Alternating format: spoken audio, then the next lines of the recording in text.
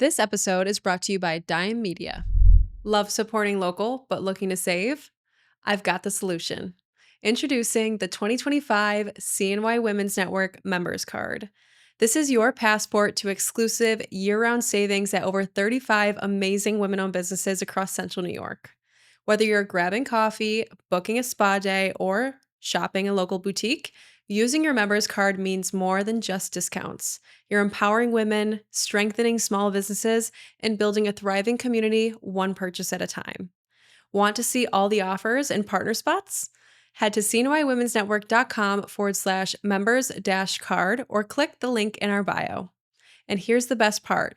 Join the collective by CNY Women's Network and you'll get your members card free with your annual membership. More details at cnywomensnetwork.com/membership. Let's grow together, one card, one connection, one business at a time. Hello and welcome back to Cultivate CNY. I am your host, Alex Canavan, and today I couldn't be more excited to welcome Maria Gigante-Baggett to the show. Maria is an OB/GYN nurse practitioner with nearly 30 years of experience specializing in menopausal health and weight management. She is a graduate of Syracuse University's nurse practitioner program and also serves as a national trainer for Nexplanon and a mentor for NP students across Central New York. She currently practices at Crouse Medical and will be joining Moyne College this fall as an adjunct professor. She was born in Italy and raised in the U.S. Maria is a proud mom, passionate about fitness, women's health, and spending time with her family, especially hiking with her Labrador, Stevie, and cooking her signature focaccia. In this episode, we dive into Maria's journey in healthcare, her commitment to education, and her holistic approach to living well.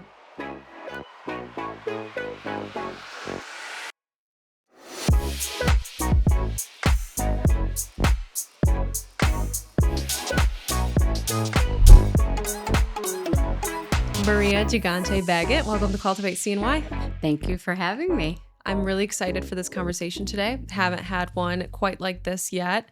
Great. I almost wish we started recording sooner because we were just chatting it up over there. Right.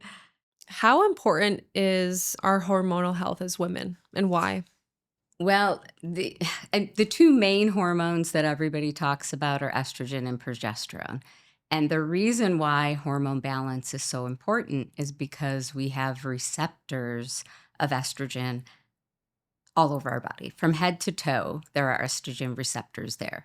And as we get older, these estrogen, progesterone, and then we'll also talk about testosterone, that's also an important one, start to decline. And with that, if you think about every organ system has that, what's going to happen when our hormones are off? Our moods are going to be off. We're going to gain weight. It's going to cause insulin resistance. We're not going to feel well. Our energy is going to be low. Our anxiety is going to go up. So every symptom that you can think of is related to hormones, really. And once that drop happens, women feel it, and we don't talk about it enough. Are you mainly talking about women in premenopausal and menopausal, or are women in their 20s struggling with hormones too? Oh, absolutely. There's a lot of PMS. I mean, right now, my telehealth is based on women mostly in their 40s and beyond. But absolutely, do I have patients in their 30s that see me and then in their 20s that have hormone balance all the time, every day? And so, yeah, it's really something, it starts at puberty. We talk about hormones and hormones are raging. And then we talk about it through that phase, but then we get to perimenopause and menopause, and all of a sudden we stop talking about it. All of a sudden it becomes scary as, how to replace these hormones that we're losing. Yeah, absolutely. And I mean, obviously from what you had just described, Mm-hmm. these hormones are affecting everything, how Everything. our brain functions, how our body performs. I'm hearing a lot about PCOS lately, especially amongst women my age. And to be honest, I feel almost lucky to not have it myself. That's how prevalent it is right now. It's very common. Can you explain what PCOS is for someone who might not know, and maybe what you're noticing in your line of work around that? So polycystic ovarian syndrome is what PCOS is. And there's a lot of hormones involved, but typically a lot of what's happening is they have an increase in testosterone. So they start to grow hair where they don't necessarily want hair, but then they start to have hair loss, weight gain. But I also have some thin patients who have PCOS as well with hormone balance. And what basically is happening is their ovaries are getting clogged with cysts. And it makes it more difficult for them to get pregnant. It makes it more difficult to lose weight. They could exercise and eat right every day of the week, and they might lose 5 pounds. And then after that, they can't get over the wall. So weight loss is really challenging for PCOS as well. And the fatigue, they just don't feel well. And a lot of it, there are supplements, there are certain foods, there's a lot of things that we can help with PCOS. And there are medications too, but we know a lot more about PCOS. When I first started as a nurse practitioner, it was really difficult to get PCOS patients pregnant. And now with the advances we've made, we're really almost every PCOS patient that I can think of, I feel like we're able to get pregnant Yeah, these that's days. Yeah. incredible. The majority, not all of them, but the majority we Yeah. can. Mhm. I mean, I think women's health and fertility medicine has come so far in the last 10 to 20 years. Agree. I mean, you've been in this industry for 29 years. Mhm. So what do you think has been the biggest change you've noticed? As far as fertility, Women's health in general. I think that at least as of lately, there's been a lot more discussion in the media about women's health, which I love because I think for years, we focus a lot about those the reproductive years. We dive into that, and that's what we're trained to as providers. It's all reproductive. What can we do to prevent pregnancy or help pregnancy, help these hormones during PMS? We're trained in doing that as providers, but then there's a huge gap of education, not only for nurse practitioners, physicians assistants, but we're talking OBGYN residents. They're only going to be seeing women. And right now, the residency programs, there's only 30% of them offer curriculum in menopausal care and hormone balance.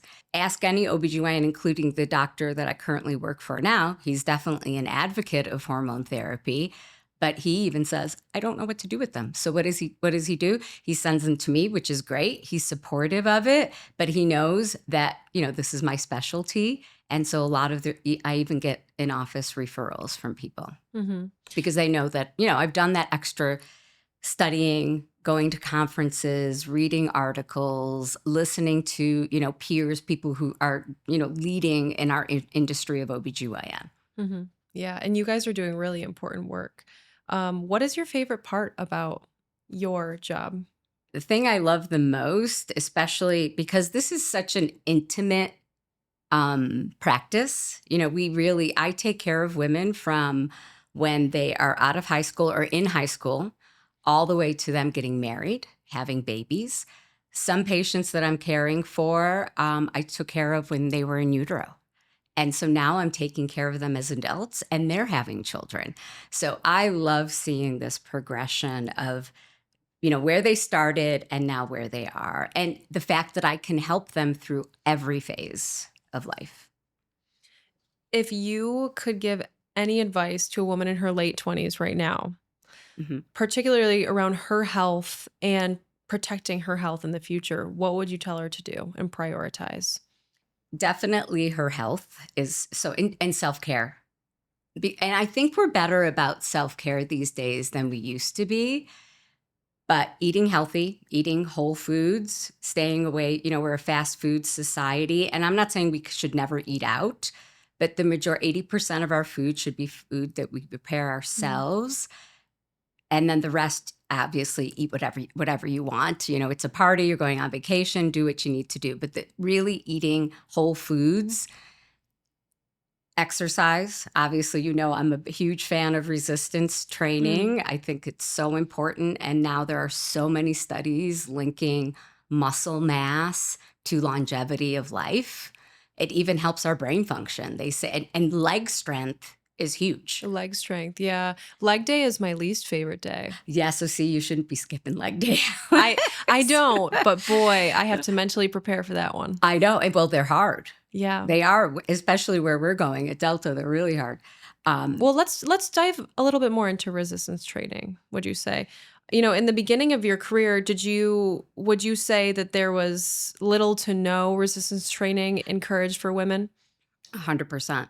It Yeah. was get skinny. Everybody wanted to be thin.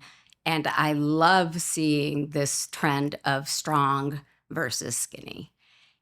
And we didn't, women just didn't lift weights. They thought we were going to get big and bulky and look like men, right? And we did a lot of aerobics, step aerobics, which is good. You still are getting some weight, some resistance. If there was weight, it was like a 1 pound weight. Exactly. Or like an ankle weight. Right. And I'll take anything because I do think that body weight, like something like yoga, if somebody doesn't want to get into a gym, is really great. Mm-hmm. But I do think that resistance training is something that will prevent not only osteoporosis. So osteoporosis is when we lose our bone density. So our bones inside become porous. And how does that happen exactly? So some of it is estrogen. As we lose our estrogen, we lose bone density, which is why, replacing it for that fact is so important. Calcium diet has something to do with it. People who tend to be overweight don't have osteoporosis because every time they're taking a step, they're putting more pressure on their bones, which is why people who have thinner frames, one of the recommendations, especially if I find bone loss, is a weighted vest. I love seeing women, yesterday, I saw 3 women in my neighborhood walking around with a weighted vest. I'm like, yes. I've been loving my weighted vest. Do you have one? Good. Oh, yeah. And that's so smart. And you don't want to go full force. Like you want to start slow. Yeah, start small. I originally bought a 20-pound one and that was way too heavy. Ooh, yeah. But I do a 12-pound and I love it. Yeah. And that's usually what I recommend is like a 10 or 12 pound. But so if the weighted vest, I know when I was thinking of the weighted vest, the benefits of that is like, obviously I was thinking more muscle, more calories burned, but I didn't think about my bones. That's great. All those things are true. You will burn more calories, but it's your bones. This is the time for 20 and 30-year-olds to build their bank. That's exactly why I started. This past year of my life has been my introduction to resistance training. So that's why I started going to Delta, because I'm not a fan of the gym. I don't like gym environments in general, but I do love boutique fitness and fitness classes. So I started out just at home doing workouts at home with 10-pound dumbbells, and then eventually made my way to Delta after I had put on probably 2 or 3% in muscle mass. But it's nice to go to a gym that does strength training classes, especially if you're so new to it. Yes. But I personally I'm totally a bandwagon fan. I'm obsessed with what weight training has done for me, both physically and mentally. Yeah.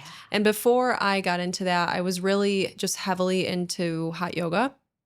And I still like to do hot yoga at least once a week, but I really wasn't getting what I needed from it. I really needed to add that weight, and I'm so glad I did.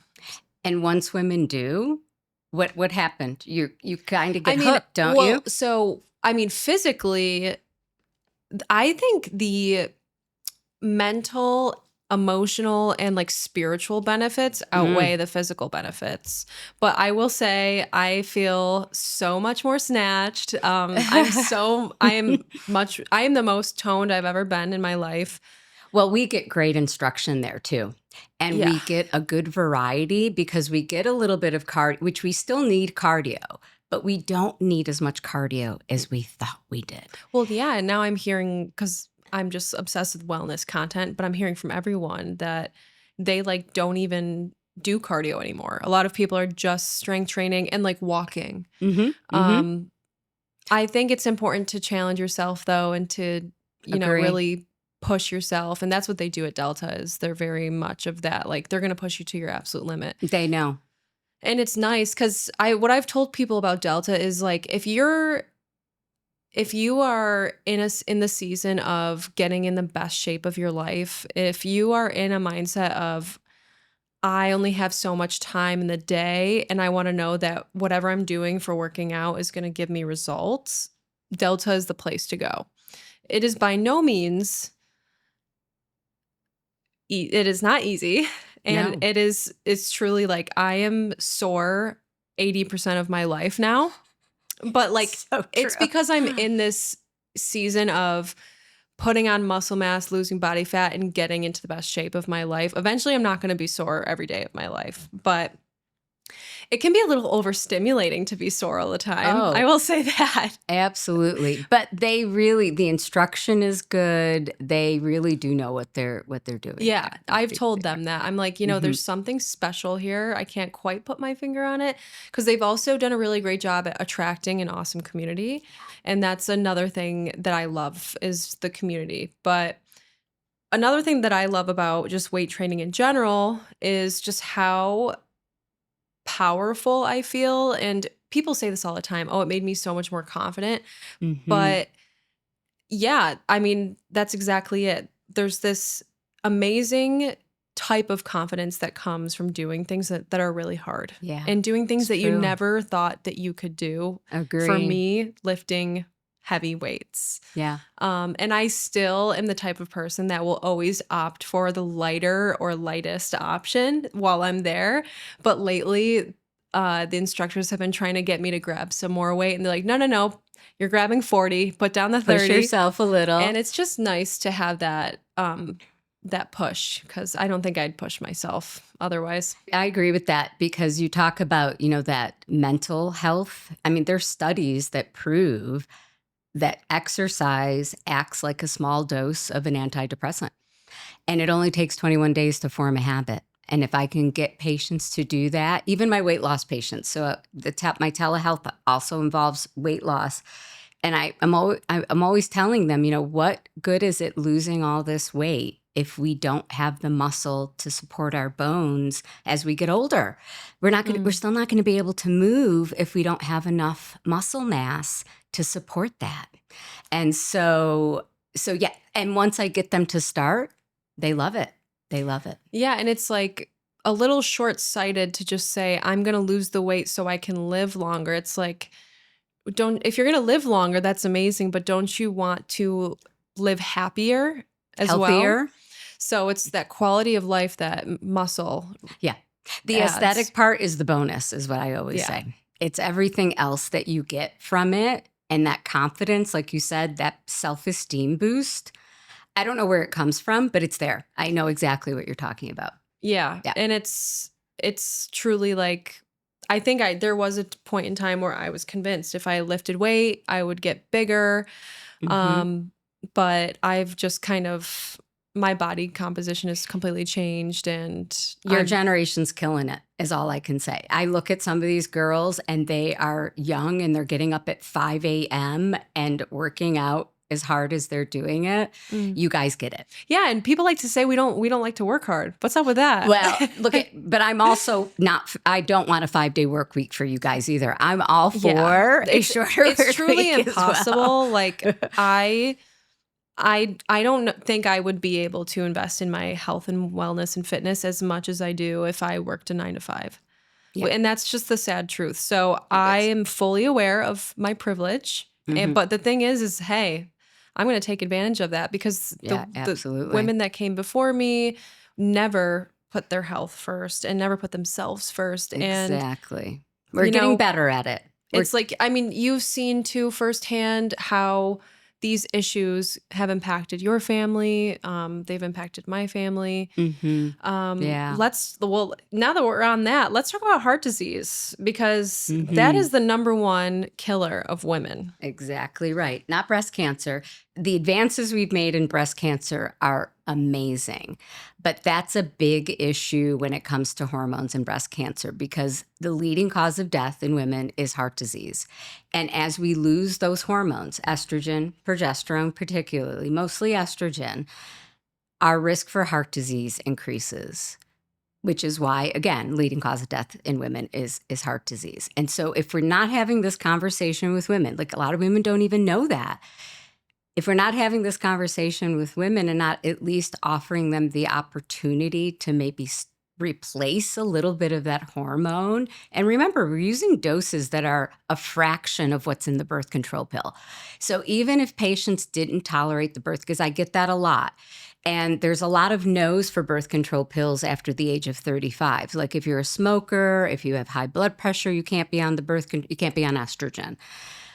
Versus that once you become postmenopausal or menopausal and we're using hormone therapy doses, those women can take it. So even if you're a smoker, you can take a low dose hormone therapy. Even if you've had migraine with aura, you can take hormone therapy.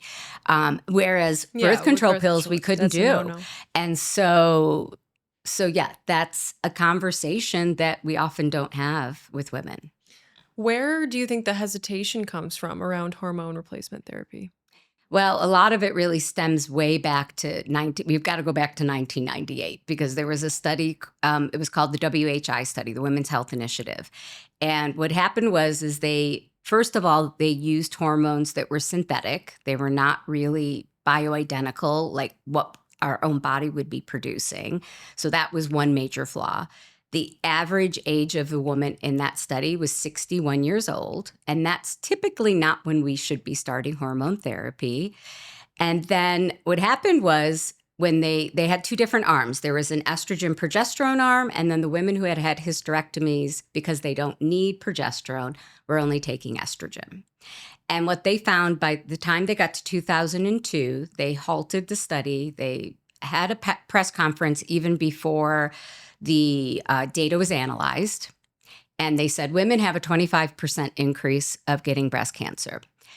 That was all over the media. And what that 25% really actually means is that instead of 3 in 1,000 women, 3.8 women per 1,000 develop breast cancer. So that's less than a person a year. And not that we want people to get breast cancer, but the other thing they didn't mention was that the estrogen only arm, they saw no increase. And in fact, now looking at the data now, they actually saw a decrease in breast cancer with women only taking estrogen.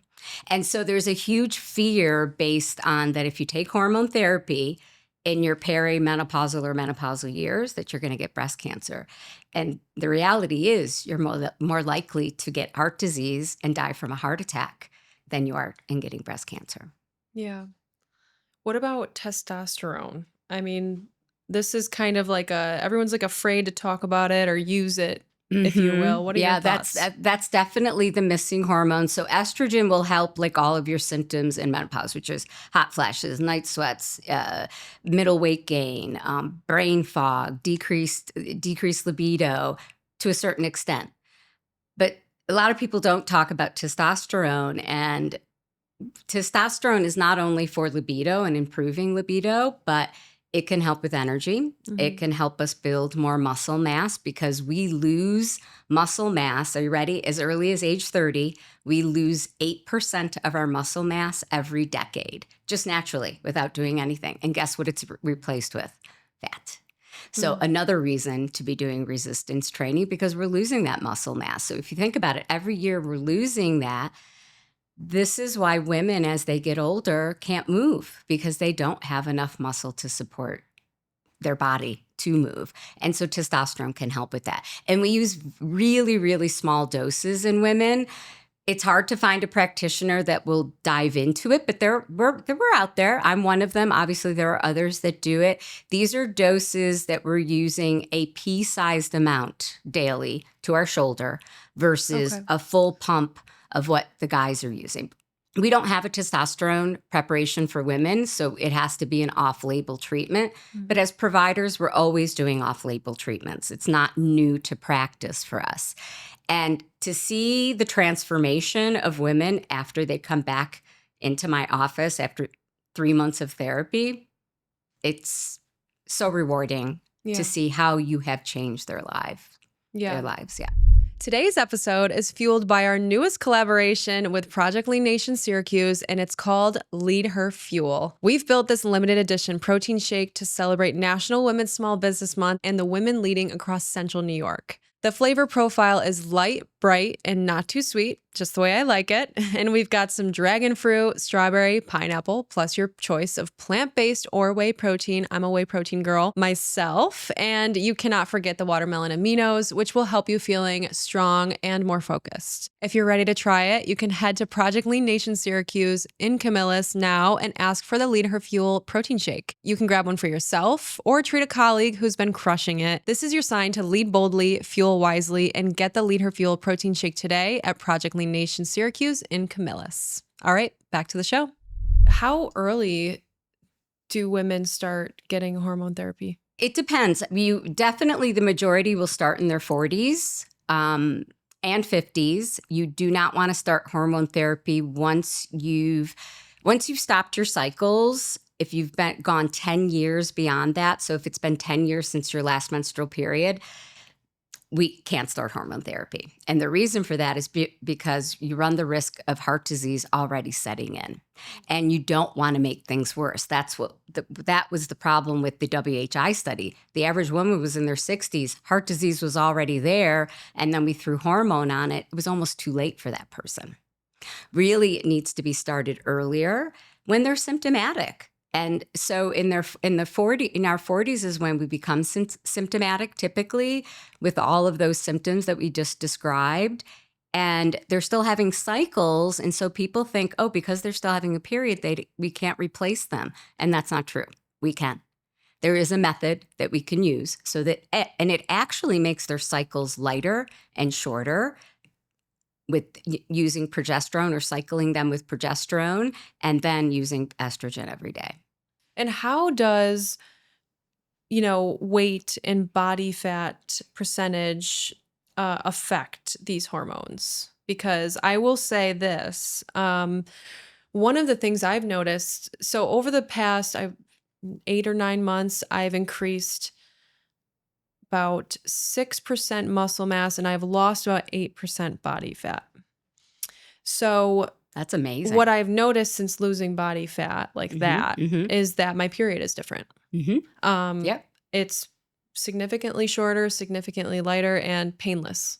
Like it's the most unproblematic period ever. Isn't it amazing? It's incredible, and I can't help but think it's definitely due to this fat loss that I've had. Absolutely. It will help to regulate your cycles.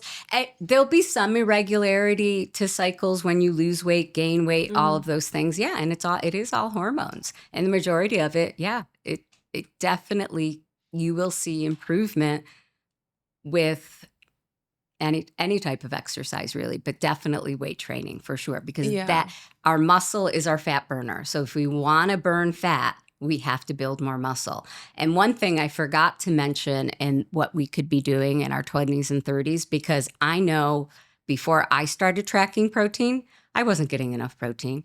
We have to get at least 100 grams of protein in our diet, at least minimally.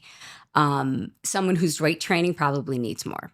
Yeah. But we do not, as women, we do not. And I'm not saying eliminate carbohydrates. I really don't think we should eliminate any food from our diet other than sugar. Although, yes, we should still have it, but not as much. Limit it. Yeah. Exactly. And I've been hearing that protein-rich foods can almost act as a source of like a GLP-1 for us. Yes. Can you explain how increased muscle mass and increased protein intake can act as these amazing GLP-1s that we're hearing about? Yeah, so GLP-1, a lot of people don't know. Obviously, you mentioned it. Our own body produces it. And there are definitely certain foods. A lot of them are fiber-rich foods. And in fact, with my weight loss patients, what I tell them to do, I give them the list of the foods that help promote GLP-1 production. Oh, nice. What are those foods? Give us a few. I'll start with like the berries. Berries are a big one because they're lower in sugar. Anything with fiber in it will have. So any kind of veggie will have GLP-1 in it. And I always say eat those foods first, kind of coat the stomach a little bit with that GLP-1 production, and then go into your protein. Yeah, that's what I heard too is this notion of food combining. Yeah. So Hmm. eating the fiber first on an empty Yes. stomach Right. Hmm. helps with digestion a lot more too. But I've always had a big appetite. Like I've always been a big foodie, just love to eat. So if I Same. can find foods that I'm able to eat in high volume without feeling like crap or feeling guilty after, I absolutely will make that a priority. So berries is one of them because they're usually it's the fiber rich foods that I'm like, okay, I can binge those basically. Right. You Obviously, I'm can. not condoning binging No, anything, right, right. but if you're in a snacky mood, usually I'll grab berries. Lately, Hmm. I've had a hyperfixation on cantaloupe, and I'm just Oh, telling myself it's hydration. it's hydration. Yeah, well, and you should have it. What are some of your favorite fiber rich foods? I love oatmeal. I love those overnight oats. I love to do those. Oh gosh, the berries for sure, raspberries, blueberries, that's just a staple always because again, lower in sugar and I feel like I can just indulge in them. So those are my favorites, yeah. Yeah. Mhm. Let's talk about the importance of omega-3 fatty acids. This is something that I think I need to include more of this in my own diet. I don't take a supplement, don't really eat a lot of fish. Why are these fatty acids so important? Typically, I'll recommend an omega if on the day that you're not having something that might have. Oh, I'm a fan of supplements, but I really think they should be used as supplements. So you're right. Someone who's not having those fatty fishes should probably have an omega. Decreases heart disease. It actually helps skin. It actually helps to lubricate the joints as well. So it has a lot of factors. And so, yeah, so if you're not having a, a meal that has a fatty fish in it, then I will recommend an omega to helps to lower cholesterol, things like that as well. Are there any supplements that you would recommend to your patients or maybe some that you currently use right now? Like Uh, one of the supplements I'm loving is magnesium. yes, magnesium is huge. Everybody should be taking magnesium, but there's so many different types of There's a magnesium. lot. There's a lot. How do And you tell the difference or what you need? well, I mean, a lot of it is just researching and looking it up. Like magnesium glycinate Mhm. is good for calming and sleep and anxiety. Magnesium L-threonate right now is big. That's also a calming. You take it at night. It helps with sleep, but it also helps with brain fog. So I have my patients take that at night as well.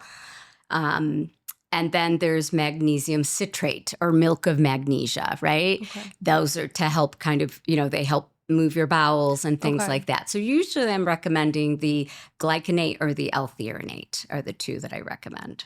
I'm one of those people that I'm easily influenced. So I feel like I'm always buying some I supplement, know, right? Yeah. but recently I've been really trying to take inventory of Right, because you this. could really go crazy with supplements. But one that's really also important, especially in somebody who's working out, is creatine. And again, small doses, and that will help with energy, muscle recovery, also very good for cognition as well. Yeah, So that's one of my favorites these days. I'm a big fan of creatine myself. Good. I did take it last night after a nap and then ended up staying up late because I was like on it, man. It's really great for cognition. It is. And again, getting the right supplements are important as well. Yeah. So, what do you see happening right now in women's health? Like, where do you think we're headed? Like, what are you hearing the most of right now in your work? Mostly right now, definitely there's a lot centered around weight loss Yeah. and getting healthier in that respect. Right now in the media, we've got Oprah, Holly Berry, a lot of celebrities talking about menopausal care and how to replace hormones. But I definitely see women are getting stronger. They're doing a lot more self care for themselves. Mhm. They have a voice. And so I really do think that women's healthcare, I hope, will just continue to kind of grow. Yeah. I In research, all of it, we need all of it because there's such little research in women's health. And so we really need to dive into that a little bit more. Yeah, and that being said, I mean, because it's unfortunately such an untapped industry, there's so much potential.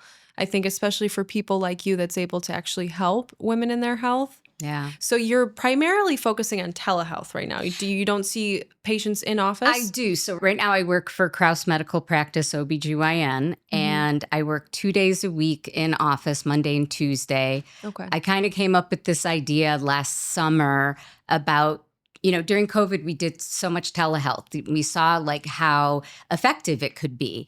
And so I continue to do that with my patients who were traveling because I have so many women that travel from outside of the Syracuse area to see me because they hit a wall with their provider.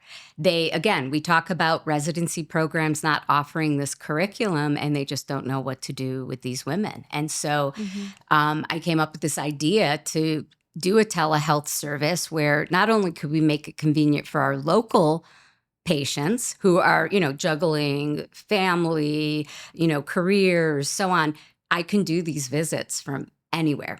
And so I went to the physician that I currently work for, and he was all for it. So currently, I started with 1 day a week.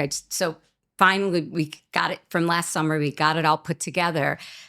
This past March of 2025 started with 1 day a week. And then just 2 weeks ago, I'm already up to 2 days a week because it's gaining popularity. People, a little bit of word of mouth. And so now I work 2 days in the office and then I work 2 days doing telehealth, which is, weight loss and menopausal.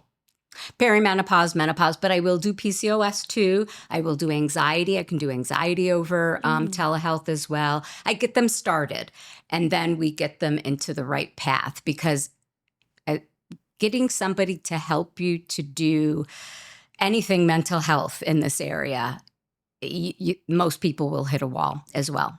And they can't find somebody to help them to do that. So I can incorporate that into my telehealth as well. Yeah. I mean, there's Yeah. so much that goes into it. You need to act like in the position that you're in, you need to be able to support these people probably in more ways than what you thought you were signing up for as a provider. But, it's clear that you have so much conviction and so much passion for what you're doing. Yeah, I love it. I do. And the thing is that I just love seeing women getting healthier and feeling better. Like to see that transformation of somebody who is just not feeling well. Like they look different 3 months later. They come in, they look different. They're happy. They're liking their relationships again. Yeah, it's definitely a rewarding career, no Yeah. question. Impactful, Yeah. seriously impactful work. I've always been I think in my life I've always been around people that are older. And I've been lucky enough to have lots of conversations with Mhm, women mhm. in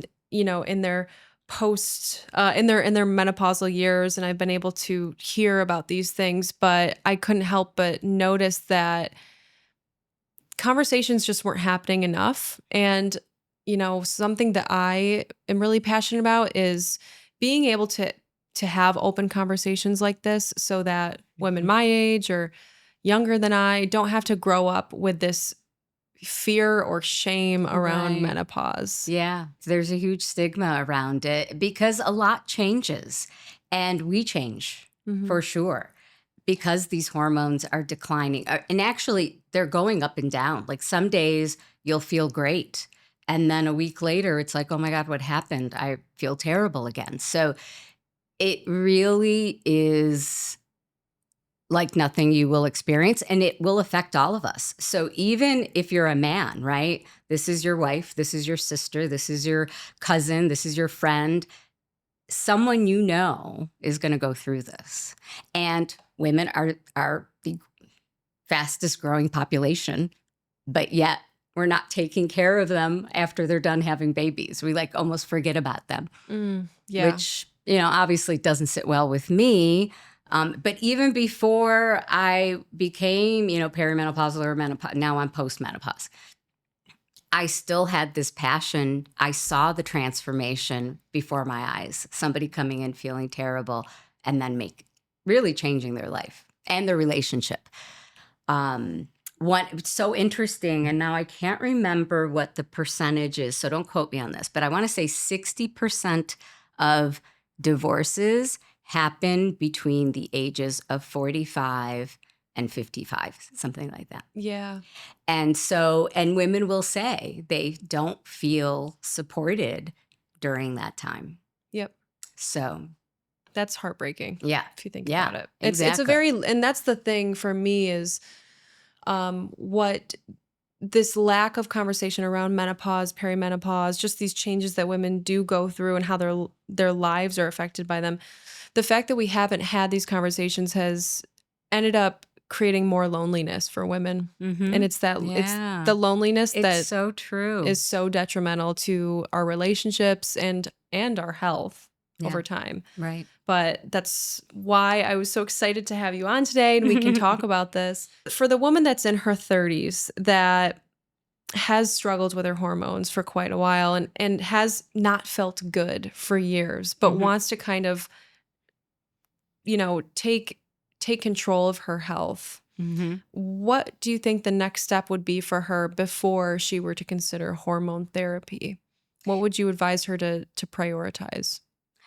Well, I mean, it depends on what symptoms she's having, or are you just saying like prevention wise, what would I recommend in their 30s? So say she has like pretty awful periods, lots of brain fog, lots of fatigue, maybe isn't able to lose weight, is kind of seeing these symptoms creep up before they're supposed to. I feel like there's so many women that are struggling with those symptoms. Right. What do you think before hormone therapy, what do you think she should consider? Well, I think definitely all the things we just talked about. Eating anti-inflammatory diet, very, low inflammation diet will help a lot of things. So going back to those whole foods again. We're hearing a lot about the anti-inflammatory diet. Yeah. And inflammation is different for everybody. And so some foods, but we know the main two big inflammatory foods are gluten and dairy. And I'm not saying to eliminate them completely, but if we're a little bit more mindful of it, we will have less inflammation. Yeah. And then, of course, just prioritizing your self-care, doing things for yourself, but seeking care, talking to somebody, getting your hormones checked, getting your cortisol checked, seeing if there's some, especially if there's a weight issue. Let's see if there is some insulin sensitivity or resistance. What can we do to change that? But it's also, it's offering support. It's not just saying diet and exercise. Yeah. Teach them how to do diet, or at least guide them and get them to somebody who can help them with that. Yeah, because I feel like there's so many women that are like, I've been doing what I'm told and nothing's happening, but there might be some underlying issue. So can we talk a little bit about insulin resistance? What exactly is it? How is it caused? How can people address it? Oh, you're really making me go dig far back on that one. Well, definitely what I can tell you in women, insulin resistance is obviously you don't have enough insulin to kind of eat that sugar up that we're consuming, and so it drives those insulin levels up, and so that makes it harder for you to lose weight, and obviously you're going to get fatigue with that. But there are certain things that you can do to kind of help with insulin resistance. Eating the right foods can help for sure. Exercise, building more muscle. If you have more muscle, it actually decreases insulin sensitivity. That's right. Lowering your cortisol levels, getting better sleep at night, making sure that you have good sleep habits. I think, a lot of us fall asleep with that phone in our hand, and that definitely will keep you up. It'll raise your cortisol levels. It'll increase anxiety. What about fasting? I'm hearing a lot of people talk about fasting. Are you even allowed to talk about fasting in your position? Yeah, no, I feel like it's like on TikTok, if you talk about fasting, you get shadow banned. Really? Yeah. During COVID, I did a lot of research on intermittent fasting.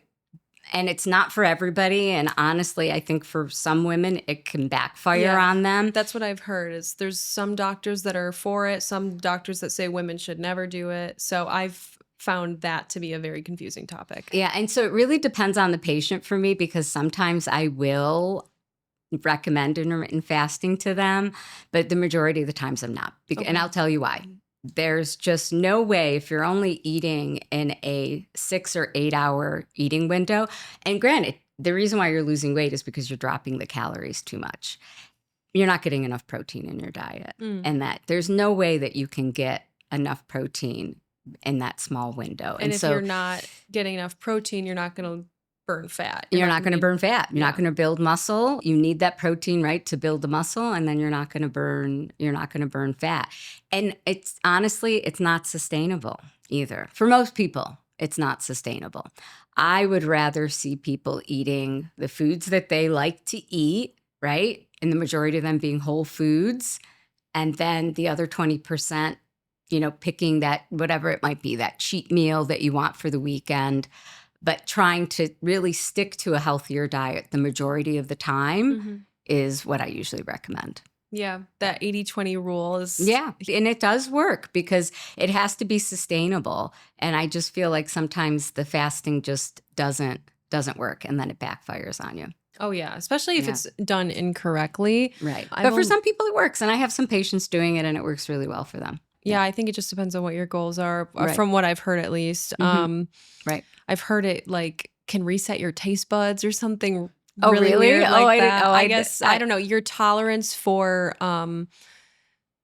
sugar and kind of the foods that you crave and can be problematic will drop. So it just makes you less apt to binge those foods. Right. I have heard that too. I've never tried it myself. I've done a 24-hour and that was... It was good. Good. Yeah. But, and I've heard benefits of that. But I know people that have done 100-hour fasts. Oh, yeah. I don't know if I could. What are we doing, I just don't think I could do that. I would be too crabby. My brain wouldn't function. No. I would be mush and I would be way too crabby. If I don't like missing a meal. Oh, I hear that. Yeah. Well, what about GLP-1s now that we're talking about missing meals? Yeah. This is just such a hot topic, so we have to talk about GLP-1s. Yeah. However, I've heard some incredible research lately around it. Yeah, tell and me. especially microdosing it. I mean, I heard it's alleviating symptoms of PCOS. I heard women that were dealing with infertility are getting pregnant since... True. All those things are true. I mean, let's talk about it. That's incredible. So definitely obesity or weight loss in general needs to be treated like a disease, just like any other disease, like high blood pressure, diabetes, things like that. And I think that we forget, because remember, I've been taking care of some of these women, for 29 years. I know how hard they're working. I see them year after year, sometimes a couple of times a year, and that scale is just not budging. And more than likely, they have a little bit of insulin resistance. And if you have insulin resistance, you'll lose that 5 or 10 pounds when you decide to do your diet and exercise, but then they can't get over that wall. And that's so true with PCOS patients. It's heartbreaking to see because you can see the struggle. And these GLP-1s are changing these people's lives. And do some of them potentially have to stay on them long term? They do. And, but yes, I've heard about these microdosing. I think that a lot of med spas are doing, because they're doing compound GLP-1s, which is fine. I mean, as a provider, though, I have to say that we can offer the exact same thing now for the exact same price with something that's actually been researched. And I've seen some people come to me from compounds. They have welts on their arms from having, compounded GLP-1. They certainly have somewhat of a reaction to it, to the compounded one. And so definitely I only recommend the actual product that has been researched. But I do think that there's a huge stigma behind them. And I think we have to break that, because the women are still doing the work. So for me, I'm not just handing out the medication.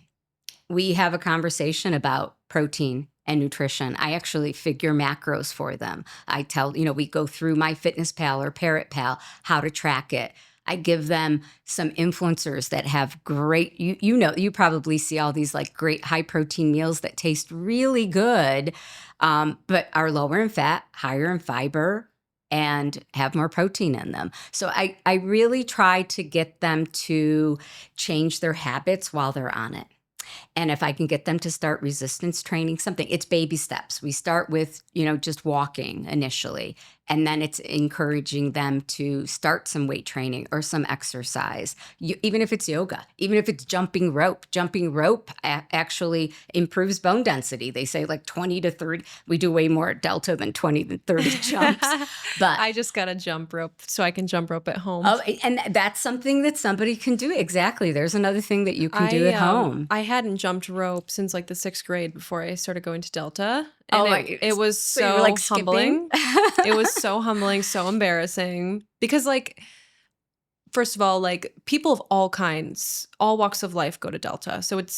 But there are some real athletes in there. Oh, for sure. So it's actually a great environment where it's like you feel, welcome, but you also feel inspired and a little bit pushed because you are around some serious athletes there. But yeah, I got a jump rope because I wanted to make sure I looked like I knew what I was doing at Delta. And it's so good for you. And now I realize, oh my gosh, this is so great. It's a great form of cardio, really quick and accessible. You don't have to run anywhere. And you can do it. How much does a jump rope cost? I don't even know. So affordable. $20, maybe? Yeah. I think it was like 13 I spent on mine. But also the bone density thing is so important. And it's so much more than how many calories can I burn? Exactly. How much how much muscle mass or fat loss can I have? Well, and I mean, we have to use the scale, but honestly, that number on the scale is not what we should be using. No. Because I can have somebody who's 180 pounds and is in better shape, has more muscle, and doesn't need to lose weight at 180. Because she is fit and healthy and feels good. And then I have someone who's 130 pounds and wants to lose 10 pounds, but they're not healthy. They're not, they have more fat around them. They don't have as much muscle. So that weight, that number, we have to get away from it because it really does, as women, it affects us mentally for sure. I've never been a fan of tracking my weight. I always just knew that was a slippery slope. And I grew up dancing my whole life. So I was very aware of, disordered eating and all that good stuff. Yeah. But I did start going, when I started my fitness journey and all this stuff, I also joined Project Lean Nation and started doing their meal preps. And the thing that I love about Project Lean Nation is that they have the in-body scan thing that you can hop on every time you pick up your meals. And that'll give you your weight. But most importantly, it tells you your muscle mass, your body fat, your BMI, even your hydration levels. Really? Oh, I didn't know about that. Yeah, it tells you how hydrated you are. If you're less hydrated, your scan is not as accurate. That's interesting. Because, I didn't know that. Yeah, I don't know. They could explain it, but nonetheless, seeing those results during this fitness journey I've had has been it's been a huge motivator of mine to like watch the muscle mass go up and the body fat go down. And originally I was steadily losing weight, but I've plateaued and I haven't really been losing weight lately. And I've caught myself get into this, like almost this toxic mindset of being disappointed that my weight didn't go down, but even though my muscle mass went up, my body fat went down. Yeah. And that's far more important. And they're like, Alex, you gained muscle. Of course your weight didn't decrease, but it's so easy to just like think that you need to see this number consistently going down to feel like you're making progress. Yeah. And I have that conversation like first visit. Yeah. That we can't, I know we have to use this as part of your chart, but I would rather them have that in-body scan. So interesting that one event that you held at Delta, I met I told you, I was like, you have to link up with Lisa. Yeah, and I did. And so they made these little packets I actually went because I'd never been. They have amazing smoothies. Yes, so good. I love the blueberry lemon drop one. Yeah, and they gave me a free meal and it was delicious. And what I like about it, and so I will give these packets to my weight loss patients as well. I talk to them about portion size Yeah. and what it should look like on your plate. And I think that's what Project Lean Nation will do for my patients is they can look at it and say, okay, this is the portion I should be having, Mm-hmm. right? This is the combination of food that I should be eating. And I can still eat really good food, Yeah. feel Tasty. satisfied, but at the same time, still be on my weight loss journey. Yeah, it's like seasoned food. Like there is taste. Yeah, there is But taste. for me, I think the biggest help with Project Lean Nation is the portion control, because I've always been a health conscious person, always have loved nourishing my body with good whole foods. But like I mentioned earlier, I also have a big appetite, and I'm a foodie. So for me, it was like I would be eating amazing whole foods, but I'd be eating twice as much as I should have been. Right, And exactly. was confused as to why I wasn't losing any weight. Yeah, tracking is really important initially too, because it really holds you accountable. But it's sitting down and showing them how to do it, because some people just don't know how to do it. But when you have to write that food down, so if it's a cookie or whatever you're thinking about doing, you're kind of go, okay, I got to put that in. That's going to add up. Maybe I won't have that I go cookie. on and off with tracking because I just like don't have the patience for it sometimes. Well, but I usually I got to a point, I think, where I like built a formula and I'm like, this is what I eat. And I basically eat the same thing every day, to be honest. Yeah, we're creatures of habit. Need less decisions to make. But yes, the tracking is huge, and that really kept me in check. But what kept me in check, like in the beginning of it, was looking forward to my next scan. And that's what I want them to do. And they will do it for them, like you said, is every time you walk and they in, sit down with you and they're like, okay, if you did gain weight or did gain body fat over the last time you went there, they'll be like, okay, what have you been doing? And they'll come up with a solution for you too. So it's like this really amazing support system that I've built for myself, both through going to Delta and going to Project Lean Nation. That's what you have to do. I think if you have a goal, is you have to understand and accept that you are going to have a plan and a support system and a community around you that aligns with those goals. Exactly right. And really the reality is that women are always putting themselves on the back burner. And so we've got this really busy mom who's cooking for her kids. Cook what you want for them, but then you have that ability to, something like Project Lean Nation, and you can have this healthy meal for yourself.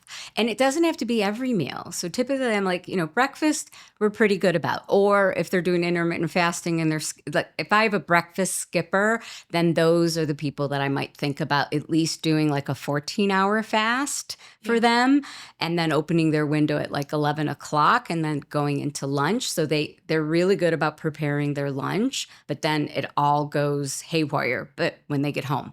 And this is one way that they can make their life so much easier. Like it's already done for you. Yeah. And then the kids, if you want to give them something else, you give them something else, but you're having your meal.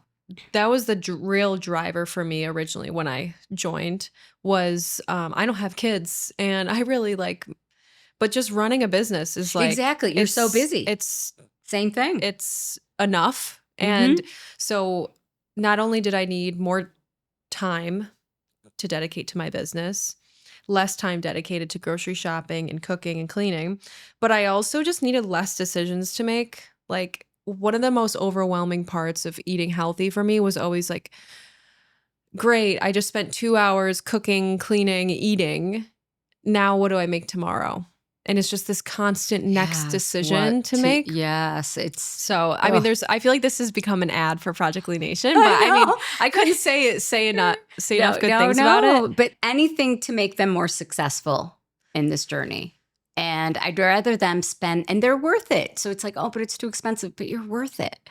Like if you're going to pay for a Weight Watchers membership, right? Why not do this instead and actually get meals? This makes your life simpler. The meal's already prepared for you. I mean, if you actually do the cost to benefit analysis in both time and money, I think it's a super affordable. And not to mention, last thing, It's also anti-inflammatory. Everything is Right. gluten-free, Gluten-free, dairy-free. It is. Yeah, man. We'll Practically take Nation. it. I'm going to have to hit them up for a sponsorship. I know, that's right. You need to do that. I almost called you. That's okay. So Maria's real name is Graciela. Right. But yes. her professional name is Maria. Right. But most of my friends and family call me Graciela. That's right. Maria, if someone wants to get in touch with you, maybe connect with you, or engage in your services, how can they get a hold of you? So they can, I actually have like a flyer or handout that I can share with you that has like a scan code on it. Okay. And that'll bring it right to our webpage. We'll be sure to include that link in the show notes too. Yes. So people can just click on that and go to the webpage too. Perfect. Yeah. So, but I'm working at Crouse Medical Practice. So they just go to the Crouse Medical Practice website and they would search for my name, or OBGYN. They could look specifically for the OBGYN office. They call the office and they can make an appointment. Now, if I'm only taking new patients for weight loss and perimenopause, menopause. If they're looking for just general GYN care, we definitely have, we have 3 PAs, we have 2 doctors that they can see if they're just looking for, regular routine GYN care. I love it. Yeah. Thank you so much. This conversation was amazing, and I had so much fun sitting down with you. Thank you for having me. Whether this is your first time tuning in or you've been listening since the beginning, I do not take it for granted. When I started this podcast, I honestly didn't know where it would go. I just knew that I wanted to have real conversations with people doing meaningful work right here in Central New York. 2 years in, this still feels like a dream, but I also know that we are just getting started. If you enjoy what we do here, please join the 32% of people who tune into the show regularly and follow us on this app. And here's my promise to you. I'll keep showing up with my whole heart. I'll keep inviting guests who inspire me and asking the questions that I know matter most to people like us. People building something right here in CNY. So thank you for being a part of this.